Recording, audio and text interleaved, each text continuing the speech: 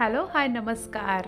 आज परत एक मस्तपैकी गव्हाच्या पिठापासून आपण बिना पाकाची गुळाचा पाक न बनवता गुळपापडी बनवणार आहोत। खूप सुंदर पटकन होणारी कमीत कमी साहित्यातील नेहमीप्रमाणे सोपी अशी गव्हाच्या पिठापासून बनवलेली गुळपापडी कशी बनवली आहे करूया सुरुवात। इथे आधी मी पाव कप डिंक घेतलेला आहे आणि डिंक आपण मिक्सरला एक अशी त्याची ना बारीक पावडर करून घ्यायची आहे। त्याच्यामध्ये बाकी काही नाही टाकायचं, आपण मिक्सरला नुसती पावडर करून घ्यायची आणि ती नंतर यूज करायची। एका भांड्यामध्ये आता 2 कप मी गव्हाचं पीठ घेतलेलं आहे आणि मस्त खमंग ते भाजायचे। आता ते भाजताना आपल्याला मध्ये मध्ये त्याच्यामध्ये थोडं थोडं असं तूप टाकायचे। अख्ख्या रेसिपीला मला 1 कप तूप लागलेलं आहे, म्हणजे 2 कप गव्हाच्या पिठासाठी 1 कप तूप लागलेलं आहे।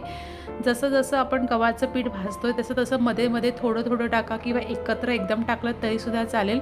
मी जसं जमेल तसं थोडं थोडं थोडं टाकत ते गव्हाचं पीठ मस्तपैकी खमंग त्या 1 कप तुपामध्ये भाजून घेतलेलं आहे। जसं तूप त्याच्यामध्ये मिक्स होत जातं ना तसं तसं त्याला छानपैकी असं एक मऊ असं टेक्स्चर यायला सुरुवात होते। आता आपलं पीठ छानपैकी गव्हाचं भाजून झालेलं आहे।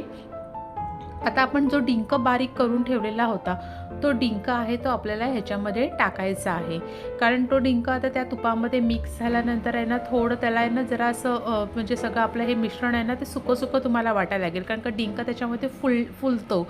त्याच्यामुळे आपण ते जरी सुकं सुकं वाटत असलं तरीसुद्धा त्याला थोड्या वेळाने मऊपणा येतो। जर तुम्हाला अगदी सुकं सुकं जास्तच वाटत असेल तर तुम्ही तूप थोडंसं टाकलं तरी चालेल तुमच्या सोयीनुसार, पण शक्यतो मी जे मेजरमेंट दिलं आहे त्याच्यामध्ये चुकणार नाही।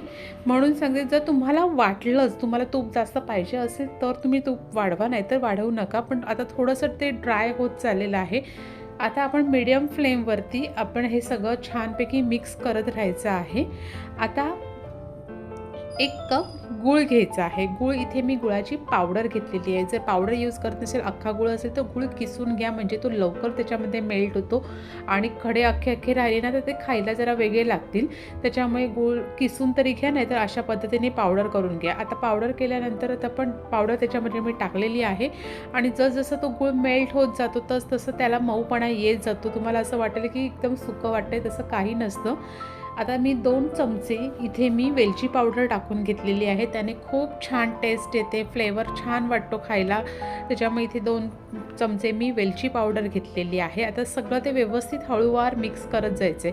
आपल्याला आता ज्याच्यामध्ये गुळपापडी सेट करायचे त्या भांड्यामध्ये त्या ताटामध्ये तूप लावून ठेवून द्यायचं ती तयारी, आणि जसं आपलं हे सगळं एकजीव होत जातं, जसं असं तो गूळ त्याच्या हळूहळू मेल्ट होत जातो आणि सगळं त्याला एक पूर्ण आपल्या ह्या सगळ्या गुळच्या पापडीला असं एक मऊपणा यायला लागला की मग आपण ते एका भांड्यामध्ये म्हणजे ज्याच्यामध्ये आपल्याला सेट करायचं आहे त्याच्यामध्ये ते काढून घ्यायचं आहे। तिथपर्यंत छान असं ते मिक्स करत राहायचं आहे। छान मऊपणा जर तुम्हाला अगदीच वाटत असेल तरच तूप जास्त वापरा, नाहीतर वापरू नका, नाहीतर 1 कप तूप एवढ्यासाठी बरोबर आहे।